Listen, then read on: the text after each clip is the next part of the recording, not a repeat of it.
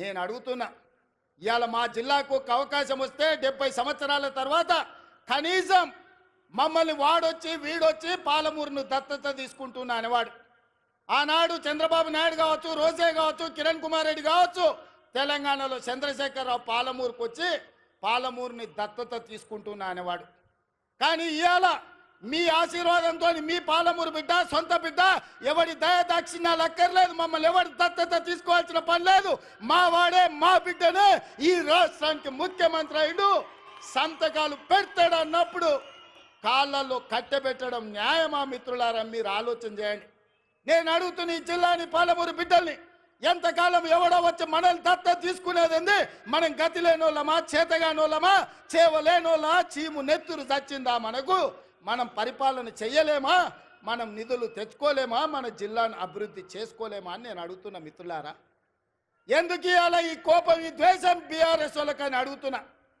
ఏం నొచ్చింది? 10 ఏళ్ళు మీరు ఉన్నారు కదా, 20 లక్షల కోట్లు మీ చేతులు ఉన్నాయి కదా, 20,000 కోట్లు మా ప్రాజెక్టులు పూర్తి చేయడానికి మీకు మనసు రాలేదు.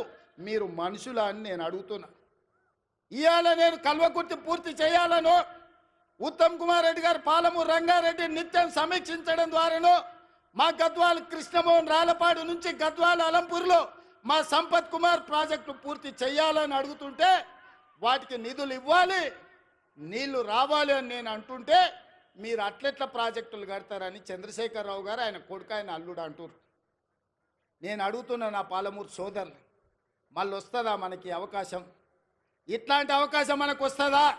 ఆనాడు బూర్గుల రామకృష్ణారావు తర్వాత 70 ఏళ్ళు పట్టింది అవకాశం రావడానికి.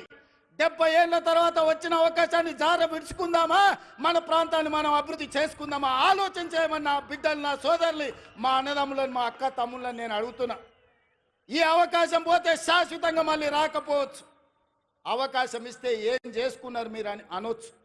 అందుకే ఇవాళ ఎవరు ఏమనుకున్నా మక్తల్, నారాయణపేట, కొడంగల్ ఎత్తిపోతల పథకాన్ని తెచ్చినాం, మహబూబ్నగర్లో ఇంజనీరింగ్ లా కాలేజ్ తెచ్చినాం, ఇవాళ మెడికల్ కాలేజ్ కొడంగల్కు తెచ్చినాం. అన్ని కాలేజీలు, అన్ని స్కూళ్ళు, అన్ని విద్యా సంస్థలు ఇవాళ జిల్లాకు తెచ్చుకున్నాం. పెండింగ్ ఉన్న పాలమూరు రంగారెడ్డి ఎత్తిపోతల్ని మనం పూర్తి చెయ్యాలనుకుంటున్నాం. ఇవాళ ఇంతకుముందు మా మధు, లేకపోతే మా ఎన్ఎం శ్రీనివాసరెడ్డి, మా అనిరుద్ధు చిట్టీలు ఇచ్చిండ్రు, అన్న ఇవన్నీ ప్రకటించాను. అవన్నీ అసలైన తొలి వెలుగు.